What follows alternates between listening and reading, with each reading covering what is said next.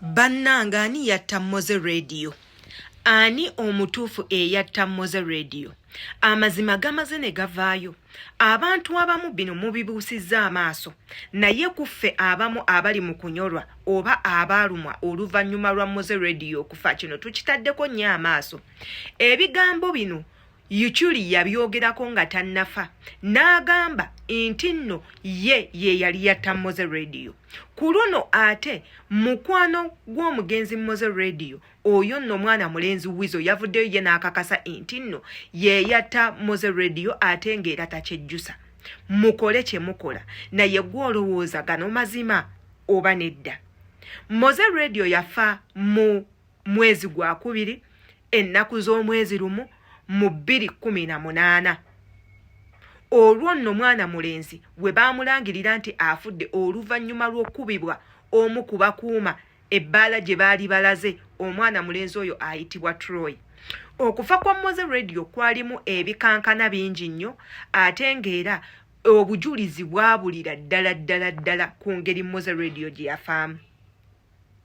Yenze Sheila Adita atanaba kubanga subscribinga ku YouTube channel yange jango subscribinge okwate ku kade buli video yonna gye nteekayo ekutuukeko bulungi nnyo. Commentinga tumanye endowooza yo ku butambi nga bunene bwe tuba tukoze.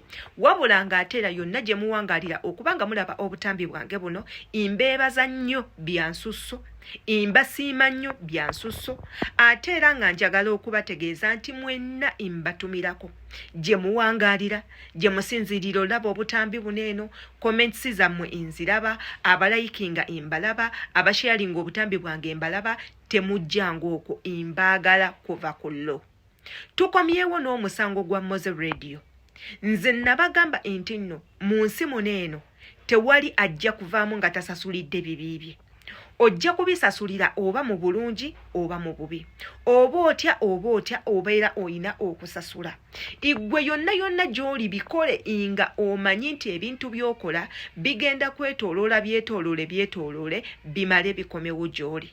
Bwe bitaakomewo mu bulamu bwo bigenda kukomerawo oba bibbukukire mu bantu bo omwo nno nga mwemuli abaana bo mwemuli abazzukulu. Kati beera ng'okola ng'omanyi nti ekiseera eky'okusasula kijja kutuuka ne bw'onookweka ogenda bikola mu nzikiza bijje emisana oba tubirabeko emisana. Ogenda bikola ng'oli wekka wabula ekiseera kituuke ensi yonna ebimanye buli omu amanye nti kino gwe wakikola. Kati ne bw'atyo omwana mulenzi Wizo bulijjo tubadde twebuuza lwaki bukyanga Radio afa Wizo yateeuka mweno embeera. Mujjukira akayimba ke yakakuba akagamba nti nno okuva Radio we yafa naye yafa era n'agamba maama we maama ononsonyiwa nange nafa nandibeera nga nkyaliwo ndi mulamu naye nange nafa. Ebigambo ebyo byakwata nnyo ku bantu abaali bawagira good life at that time era nga abantu abo baali basazeewo okusigala ku ludda lwa mwana mulenzi Wizo yadde inga Radio taliiwo bo babeere ne Wizo bamuwagire babeereko we bamuteeka wabula era ebintu ne bigaana. Katugambe nti we bibanga bituufu nga Wizo yakeera ku makya n'atugumbula mukwano gwe Radio asobole okweddiza ebyo byonna bye baali bakoze. Ekintu kyensuubira nti kyandibanga kikyamu naye ate nga kisoboka.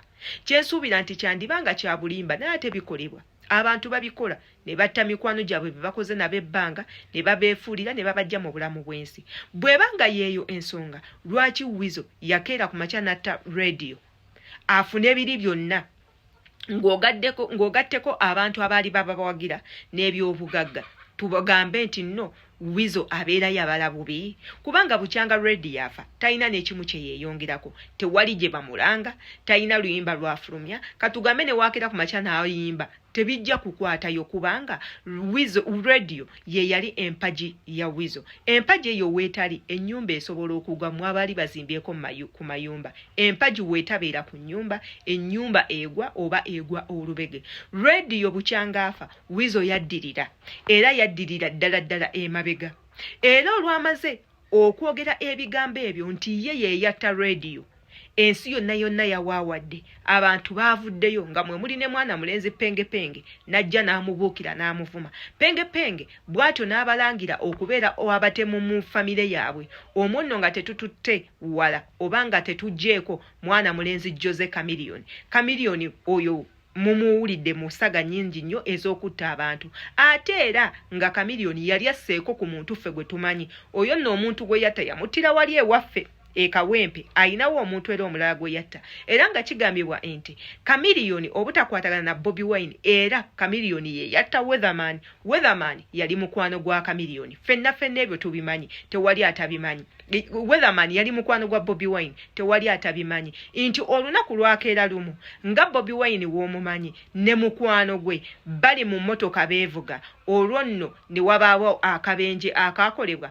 akateeka Weatherman ku ttaka Chameleone olwalaba nti yatomedde Weatherman amuleseemu akalamu nadda emabega n'amutomerera ddala paka kumutta ekyo nno kyabaviirako okwawukana ne Bobi Wine yadde ng'ebintu ebyo abantu tebatera kubyogera naye amawulire ag'omunda gavaayo ne gabyogerako naddala abo abaaliwo Chameleone yattako omukuumi akuuma ku geeti ye bw'atyo n'amutentera omuliro n'amutta n'asaanawo ebyo byonna bikyabagoberera wetudda ku mwana mulenzi Uncle P mukwano gwange Palaso Mayanja mukwano gwange akyasinze mu famire eyo era nga tukwatagana nnyo Uncle P naye ayina ebintu bye byakola era nga kigambibwa mu ggwanga lya Amerika gye yali alaze eyo nno yakolayo emisango mingi kwe kuli n'okutta teekako n'okutambuza enjaga yali omu ku bagangsters ab'amaanyi abali mu kabinja aka Cartel era ng'abo ba Cartel omuli omusajja omu eyali asinga amaanyi abantu bonna gwe batya wabula nga bamusibira mweri eggwanga lya Amerika olw'okumenya amateeka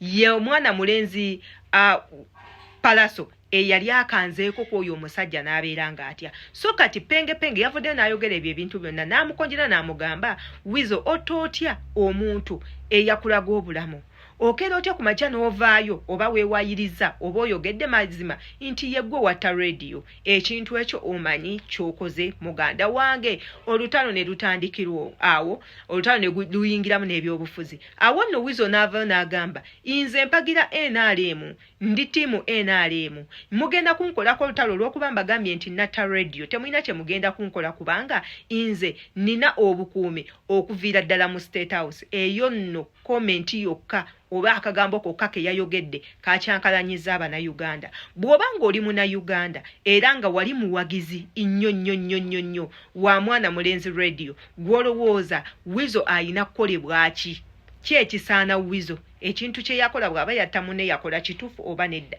kati nno nsembayo vidiyo eno ngambagamba bannange mwegendereze nnyo emikwano bw'obeera n'omukwano gwo tomwemaliramu byamunda ebintu by'omugamba n'ebintu bye mukola nga muli mwembi mubyawule tomulaga nnyo mukole nga muli babiri naye ebimu bikweke mulage nti gwe tolina kyokola sente z'ofuna ozikola mu bintu bya kisiru naye nga weezimba emikwano bantu babi nnyo emikwano bantu bazibu nnyo yenze Sheila Adita twesange mu comment section